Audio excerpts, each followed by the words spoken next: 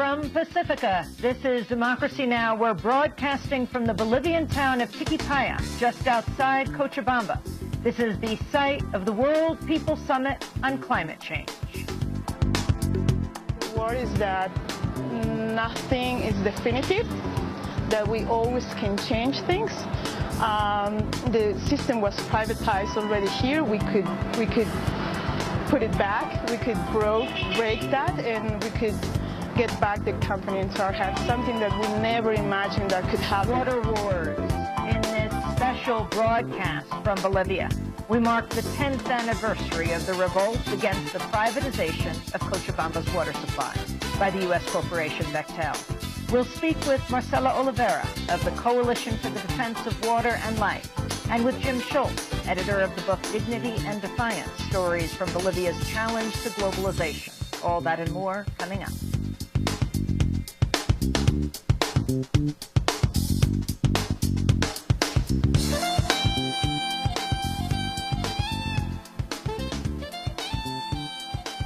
Welcome to Democracy Now!, democracynow.org, the War and Peace Report. I'm Amy Goodman. We're broadcasting from Bolivia.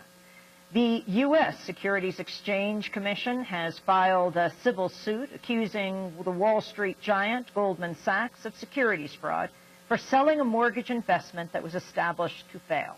The investment consisted of pools of risky mortgages that had been packaged together. According to the SEC, the pools were picked by another Goldman client who was betting against their success.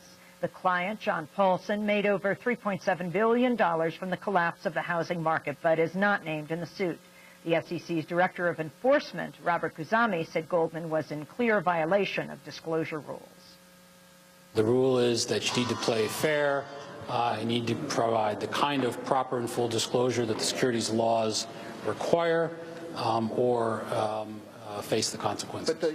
Investors lost over $1 billion on the securities linked to the suit.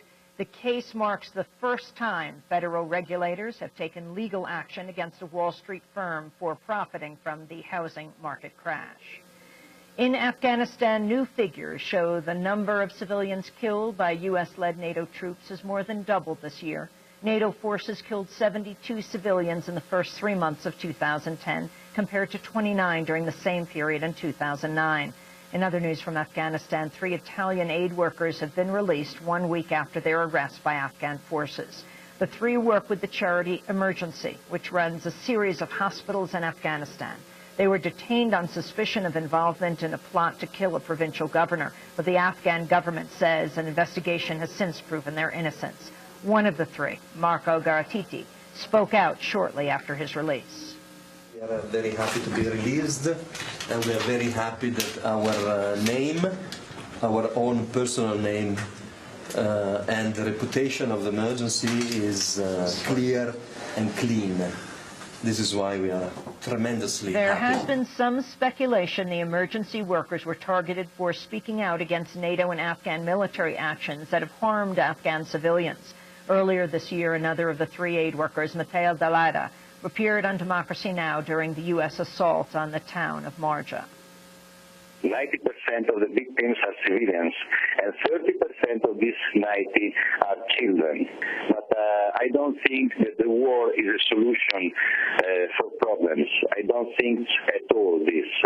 War is not a solution. It is just a tragedy, And this, we can feel this tragedy every day, 24 hours per day, in our emergency room, in our hospital. In Pakistan, around 50 people were killed this weekend in a pair of suicide attacks.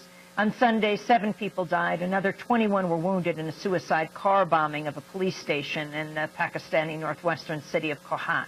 The attack came 1 day after at least 41 people were killed and over 60 wounded at a nearby camp for Pakistani refugees. Defense Secretary Robert Gates has acknowledged sending a classified memo earlier this year that reportedly warned the U.S. lacks a strategy for dealing with Iran.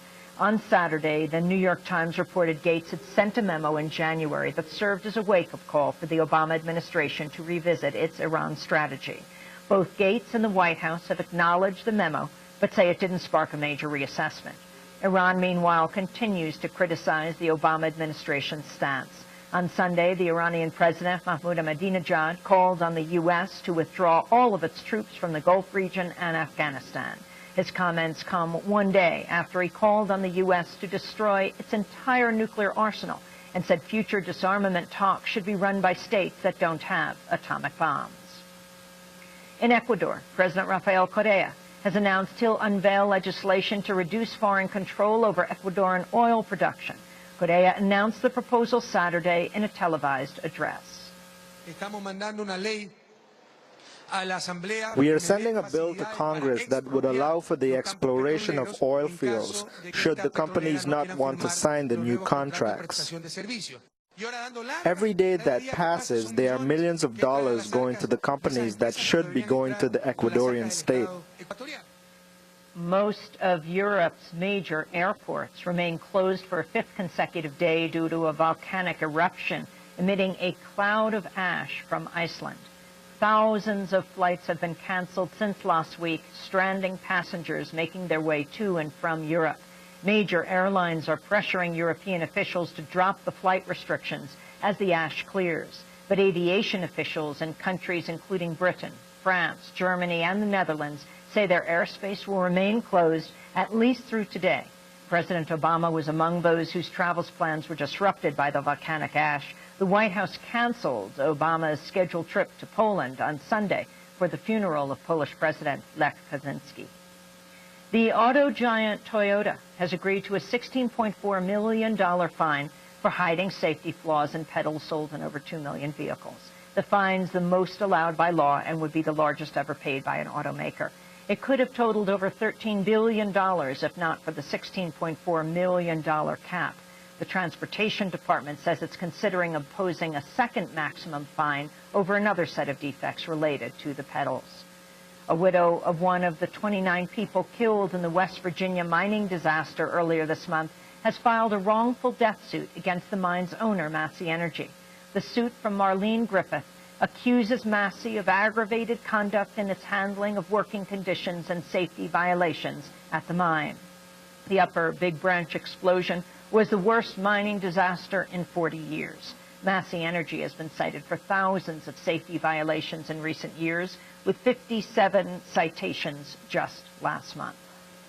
A group of journalists, attorneys, and human rights activists are challenging revisions to U.S. surveillance laws that they say are hampering their ability to do their work. On Fridays, members of the group told a federal appeals court they've been forced to forego communicating by phone or email out of fear of government surveillance. The revised 2008 surveillance law dropped a requirement that the government identify the subjects of its surveillance. Joanne Mariner of Human Rights Watch says she's made 3 recent trips to meet former CIA prisoners in Jordan to avoid speaking to them by phone. In another domestic spy news, the Washington Post is reporting the National Security Agency has stopped collecting certain forms of data after objections from the federal court overseeing domestic surveillance. The Foreign Intelligence Surveillance Court had raised concerns over how the NSA collects records, but not the content of different forms of communication. And federal prosecutors have filed weapons charges against 5 former top officials at the private military firm Blackwater. The 5 were charged Friday for their alleged roles in illegally stockpiling automatic